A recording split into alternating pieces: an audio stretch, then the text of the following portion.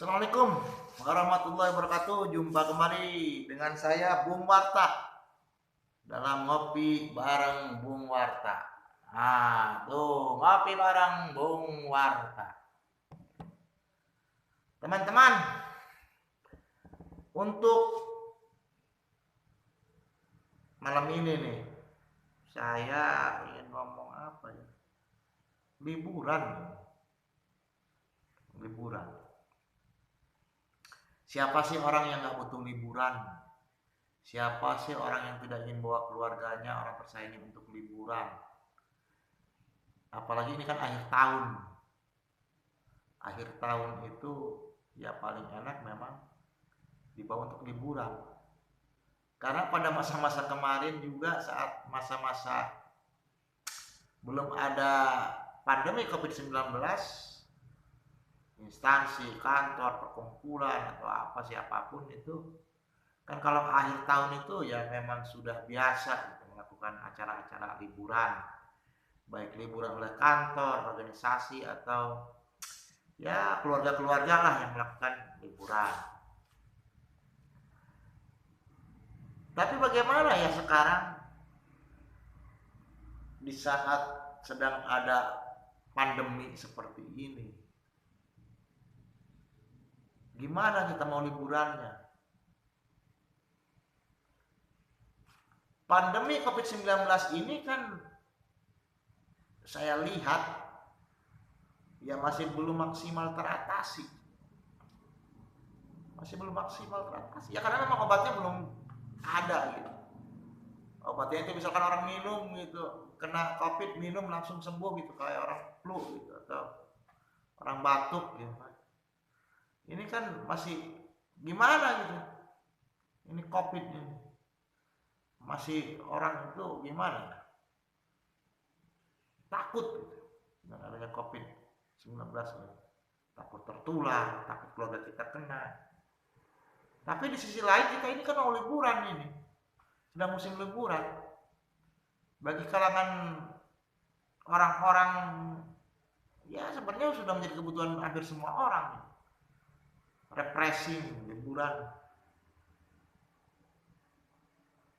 Biasanya kan kalau akhir tahun itu tempat-tempat liburan tempat-tempat wisata gitu kan selalu ramai dikunjungi. Kalau di daerah Banten gitu ada Anyer, Carita, kemudian di Banten Selatannya ada Sawarna gitu kan, yang terkenal.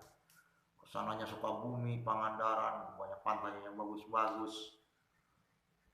Semarang ada Lawang Sewu, kemudian ada wisata daerah lain juga seperti di Cirebon, di Jogja apalagi kan.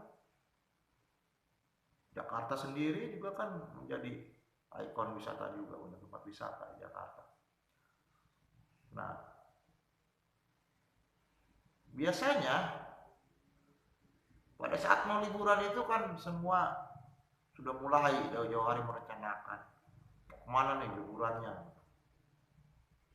Apalagi kan sekarang sudah zamannya kita pesan tiket itu online.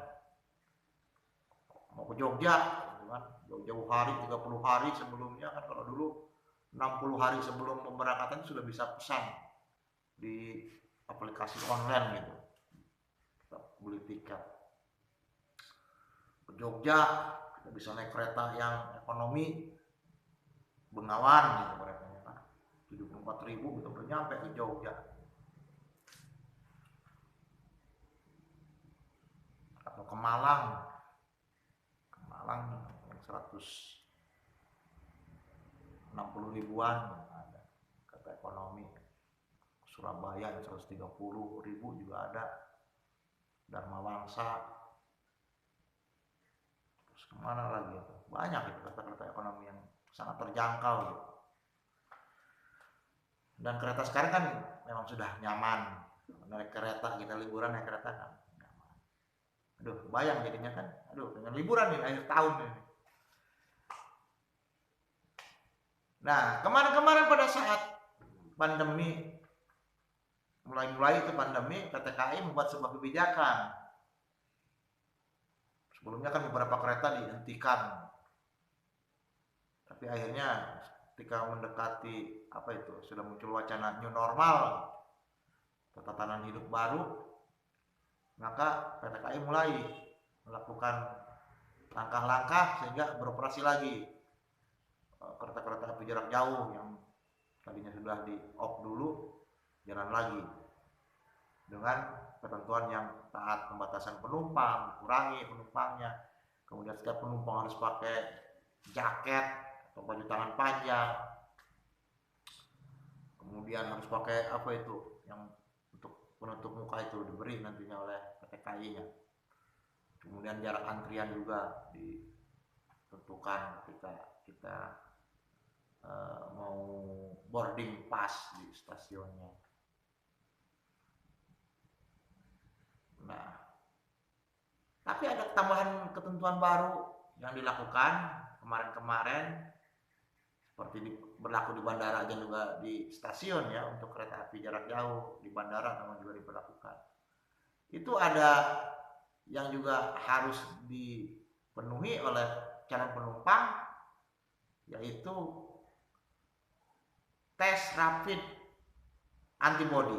Nah, tes rapid antibody itu yang berlaku 14 hari kalau nggak salah tuh. Makanya di bandara atau di stasiun juga disediakan tuh di situ. Jadi kalau penumpang sudah pesan tiket, maka ke situ dulu, dia ke tempat ada tuh layanan untuk rapid test bodinya. Biayanya kalau di PT KAI itu 85.000. 85.000. Jadi tiketnya kita cetak, kita rapid test. Nah, hasil rapid testnya bisa ditunggu 2 atau 3 jam, nanti langsung untuk boarding pass. Jadi 85.000 rapid test antibody. Tapi kemarin-kemarin tuh ada informasinya tuh, entah memang karena ini menjelang liburan atau memang ini agar orang-orang nggak libur, itu berlakunya untuk sebenarnya untuk semua itu berlakunya itu. Pertama di bandara diberlakukannya, kemudian yang masuk ke Bali itu yang diberlakukannya. Ini rapid antigen. Jadi mau naik pesawat harus punya surat rapid test, bukan antigen ya, surat rapid test gen. Jadi beda ini dengan antibody, kalau ini gen. Gimana perbandingan biayanya? Kalau informasi yang saya baca di beberapa artikel, biayanya pun beda. Kalau rapid test itu di stasiun hanya 85.000. 85.000 berlaku untuk 14 hari. Jadi kalau udah bikin gitu kan kita bebas tuh muter-muter berapa hari kita liburannya, naik kereta lagi masih bisa dipakai lagi. Nah, kalau yang rapid antigen ini berapa hari? Hanya 2 hari, berarti hanya untuk sekali berangkat. Dan biayanya itu di kisaran 350.000. 350.000 ya.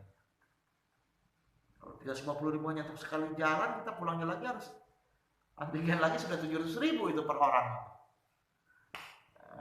Untuk PT KAI sendiri ketika muncul statement dari Pak Menko tuh, itu Pak Menko itu yang ngomongnya itu harus rapid gen. PT KAI masih menunggu, jawabannya masih menunggu instruksi surat tertulisnya, aturannya seperti apa. Jadi masih bertahan PT KAI bahwa cukup dengan rapid test antibody yang 85.000 itu. Jadi memang dibuat jangan liburan.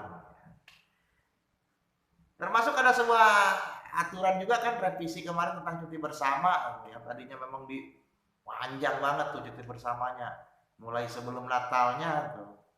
Per hari ini juga kan pemerintahan sudah libur ya. Sekarang tanggal 23 sudah libur. 23, 24, 25, 26 kejepit mungkin. Nah itu kan tadinya mau lewat tuh sampai tanggal 1-nya masih libur juga tuh, libur panjang. Ada sebuah revisi lagi tanggal berapanya tuh yang masuk, 31 apa 32-nya tuh ternyata masuk lagi direvisi. Ini adalah bentuk agar ya orang-orang tuh jangan libur, jangan liburan gitu. Ya artinya ya kita tahan diri dulu lah untuk liburan. Terus gimana kalau nggak liburan gitu kan? Karena kita butuh liburan. Akhir tahun bos, masa kita nggak liburan kan? Ya paling kita siasatinya, kita membuat liburan di rumah lah. Jadi panitia kecil-kecilan di rumah, kita bikin liburan di rumah. Seperti apa liburan? Ya, liburan itu kan pada dasarnya membuat kita untuk refreshing lah dan kejenuhan.